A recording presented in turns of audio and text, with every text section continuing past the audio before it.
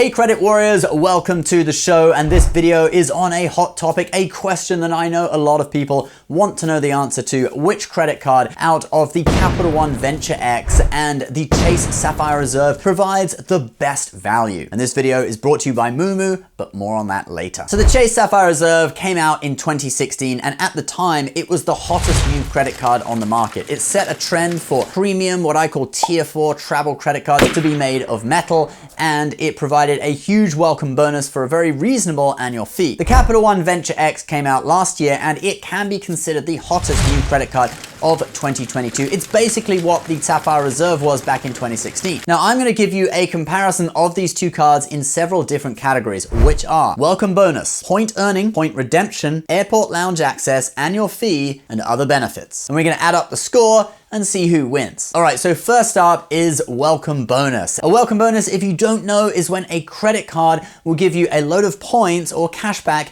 if you spend a certain amount of money in the first 3 months. Now, in this case, with these cards, the public offer on the Chase Sapphire Reserve is 60,000 bonus points, and the public offer on the Capital One Venture X is 75,000 bonus points. Both are for spending $4,000 in the first 3 months of card membership. So with the Capital One card, you're getting 18.75 points per dollar spent, and with the Chase Sapphire Reserve, you're getting 15 points per dollar spent. Now, you could argue that these are different types of points. So if you use them in certain ways, like for example, if you use the Chase points through the travel portal, they're worth more, and thus the 60,000 point bonus on the Chase card is actually worth more than the 75,000 point bonus on the Capital One card. That does make sense from a certain angle. But if we use the points on both cards in what is widely recognized as the way that you get the most value out of your points, transferring them to airline or hotel partners, the points from both cards are on average worth around 2 cents per point. So the Capital One bonus is worth 1,500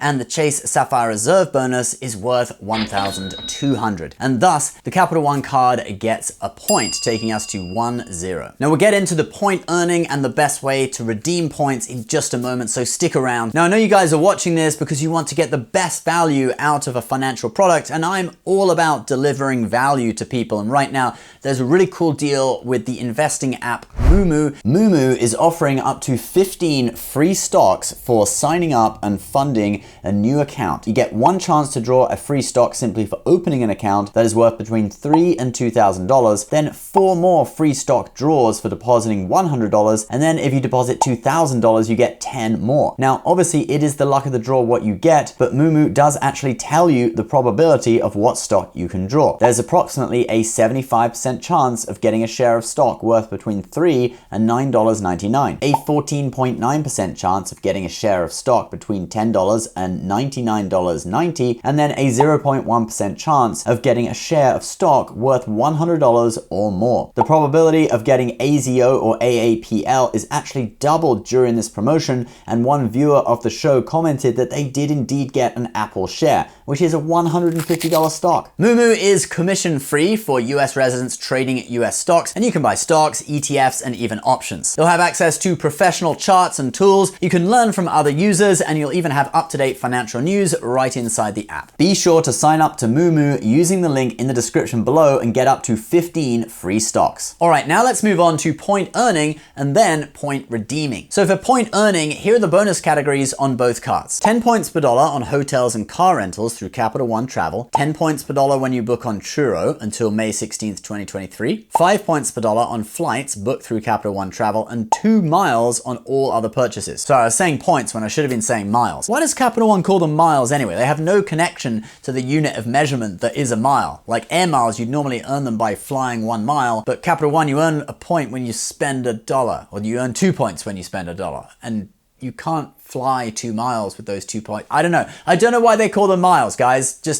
Let's just move on. All right, here's the point earning on the Sapphire Reserve. 5 points per dollar on flights when you book through Chase Ultimate Rewards. 10 points per dollar on hotels and car rentals when you book through Chase Ultimate Rewards. That's the Chase Travel Portal. 10 points per dollar on Lyft rides through March 31st, 2025. 3 points per dollar on other travel worldwide. 10 points per dollar on Chase dining purchases. 3 points per dollar on other dining at restaurants. And 1 point per dollar on all other purchases. Now, both these cards earn 10x on car rentals and hotels, and 5x on flights booked through their respective travel portals. The Reserve has some bonus categories like 3x on dining and travel and 1x on everything else, and then the Capital One Venture X just gives you 2x on everything. So I think it really depends on your spending habits which is going to give you more value. Also, those additional bonus categories like Chase earning 10x on Chase dining, I don't think that's really useful just because of the inconvenience of using it. And then also they both have temporary bonus categories like Churro on the Capital One and Lyft rides on the Chase Sapphire Reserve.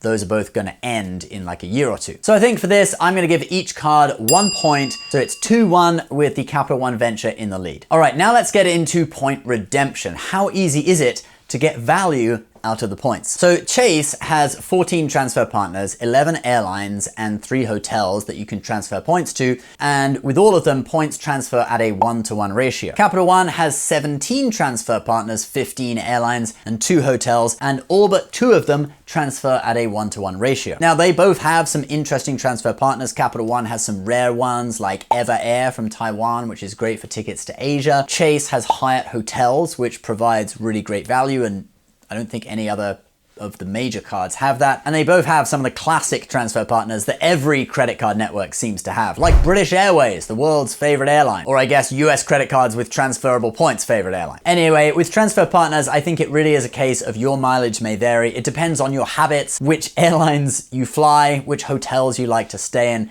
etc. But there is another comparison we can do, and that is the travel portal, because on the Capital One Venture X, if you book using points through their travel portal, points are worth just 1 cent per point. However, with the Chase Sapphire Reserve, one of the key features is you get 50% extra value from the points when you use them through the travel portal, so points are worth 1.5 cents per point. So that tips the score on this one in Chase's favor, taking us to 2-2. All right, now let's move on to lounge access, a category where I think Capital One will really shine. So the Venture X gives you Priority Pass lounge access, Plaza Premium lounges, and also Capital One lounges. The Chase Sapphire Reserve gives you Priority Pass and also Chase Sapphire lounges. Now, both the Capital One lounges and the Sapphire lounges are in their beginning stages right now. I think Capital One has 1 lounge open at DFW, and Chase is opening their first Sapphire lounge by the end of this year, and I think they have 8 more planned after that. So I think they're really at a similar level of development, which makes them pretty much even on that front. They're bank's own lounges. So what we're really going to be looking at is the fact that the Capital One Venture X gives you Plaza Premium lounges in addition to Priority Pass that they both provide. Plaza Premium lounges are pretty good, and they are no longer in Priority Pass. Most of them left Priority Pass, and so if you want a shower at Hong Kong International Airport, for example, you can't access that Plaza Premium lounge with Priority Pass anymore. You're gonna need a card that gets you into Plaza Premium lounges, of which the Capital One Venture X does that. In addition, there is another advantage on the Venture X, and that is that authorized user cards are free versus a fee of $75 on the Reserve. So let's say you got an authorized user card on the Capital One Venture X, you could get them all the lounge access plus 2 guests of their own, and that doesn't cost you any additional money. So on this front, I'm going to give the point to the Venture X, and that takes us to 3-2. All right, let's now move on to the annual fee. The Capital One Venture X has an annual fee of $395, and the Chase Sapphire Reserve has an annual fee of $550. Now, on the surface, it looks as if the Capital One Venture X wins. It's not quite that simple because there are some additional credits that can be used to offset the annual fee and bring the price down. So let's look a little bit deeper into those. Both cards have a $300 travel credit, which takes the annual fee down to $95 on the Venture X and $250 on the Sapphire Reserve. The Venture X's travel credit has to be used through Capital One Travel, whereas the one on the Sapphire Reserve can be triggered by any travel purchase, including Ubers and subway tickets. So that is the main credit on both cards, but both also have some other credits in addition to that. And whether you get value from these other credits really depends on whether you would have done that spending anyway. So for example, both cards offer a $100 global entry credit every 4 years. Then in addition to that, the Capital One Venture offers a 10,000 point anniversary bonus, so which would obviously start after your first anniversary, which is the 2nd year. So when you combine the 1st year global entry and the 2nd year anniversary bonus, it basically gives you $100 back in value because the points are worth a minimum of $100. It could be worth more. depending how you use them, but it basically gives you $100 back in value. So it takes the effective annual fee from 95 down to positive $5. So basically the card is paying you $5 to have it. Then the reserve, like we said, it also gets that $100 global entry credit every 4 years. And then also right now they're offering $120 worth of GoPuff credits each year and $60 in DoorDash credits and $15 per month Instacart credit, which is $180 per year. Now this isn't a guaranteed amount in my view because some people may not live in an area where they can use Instacart, but we'll add it in anyway. So in the first year, you get an effective annual fee of positive $210, and in the second year, positive $110. But it's highly debatable that you'd actually be able to use all these credits. For example, in my area, there is no GoPuff coverage, and Instacart only has 2 stores that I can pick up from, and those are not the normal stores that I go to. So in my opinion, since the Venture X is less money up front, and then in addition to that, it's easier to offset the annual fee completely each year to the point where they're paying you $5 to have the card. In addition to that, authorized user cards are free on the Venture X, whereas they cost $75 on the Sapphire Reserve. And the Reserve, I don't think that many people are actually using all the credits to actually offset the full annual fee. So this might be controversial because I know the Reserve looks better on paper, but I'm still going to award the point to the Venture X because I think it's easier to guarantee that you get that full annual fee back, ending up at positive $5. So I'm giving it 1 point, taking us to 4-2. All right, now for the final category, which is other benefits, and we're gonna look at the additional perks that these cards give. So on the Venture X, you get cell phone protection, up to $800, Hertz President Circle status, access to Capital One dining and Capital One entertainment, that's really not that big of a deal. Primary car rental insurance, that's good. And then all the usual insurances, trip delay, cancellation, extended warranty, etc. I'm not gonna read them all out. On the Sapphire Reserve, you get the Luxury Hotel and Resort Collection, where you get benefits from hotels like room upgrades, etc. You get similar benefits from Rely and Chateau, and then also hotel benefits at Ennismore. 3 months Marriott Gold status. You get car rental status with 3 companies, Avis, National and Silvercar, primary car rental insurance, you get roadside assistance, and then all the usual insurances that you would expect, a little bit more than you get on the Venture X actually. So I'm going to award this point to the Reserve. In my opinion, the benefits are just a bit more complete. The one thing on the Venture X that you do get that you don't have on the Reserve is cell phone protection, but the reason I don't value this that much is because there are a lot of actual other cards that are even no annual fee cards that you could get cell phone protection on, all right? So it's not like essential that you have to have cell phone protection on this card. I'm kind of looking at the benefits that you'd expect from a premium travel card, like the hotel collections.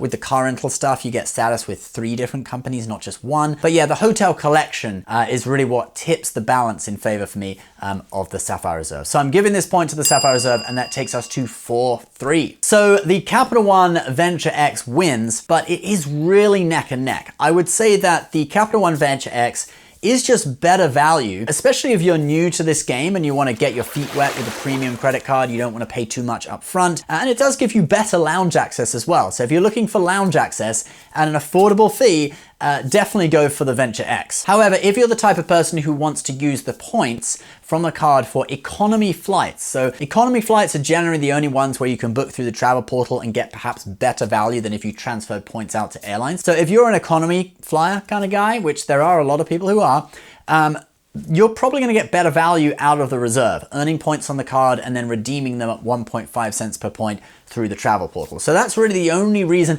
and I guess if you want the hotel collection as well. Those are the only 2 reasons why I would put the Sapphire Reserve more appropriate for someone than the Venture X. But at the end of the day, everyone's habits are different. So let me know in the comments which one you think is better. I'll put my credit card guide below as well, where you can find links to both of these cards to learn more about them. Do appreciate it if you use my links.